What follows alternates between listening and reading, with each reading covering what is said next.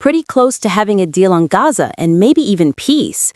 It's Benjamin Netanyahu's fourth visit to the White House since President Trump took office for the second time in January. And with the war on Gaza nearing its 2-year mark, all eyes are on Washington to see if a ceasefire deal will be announced. On Sunday, Trump took to his social platform Truth Social to say there's a, quote, real chance for greatness in the Middle East, and that all sides are on board for something special.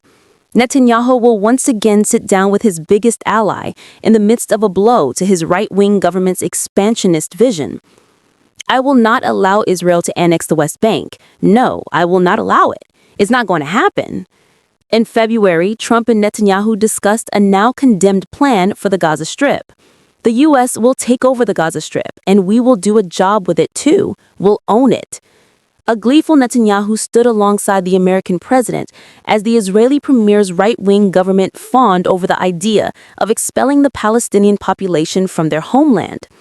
In April, the Israeli premier visited the White House for a second time, this time to talk Iran and tariffs. We're having direct talks with Iran, and they've started it.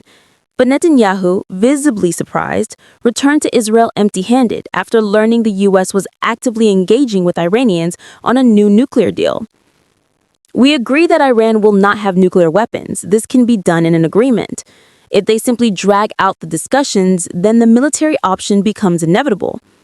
Despite President Trump at least verbalizing his opposition to more armed conflict, an emboldened Netanyahu decided to carry on with expanding the war in Gaza and spark up new conflicts in the region, like the war with Iran.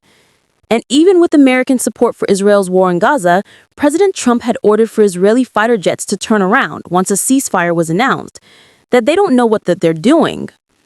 For his third visit to the White House after both Israel and the United States bombed Iran, Netanyahu, a prime minister with an arrest warrant for war crimes, presented President Trump with a letter nominating him for the Nobel Peace Prize. They should get it.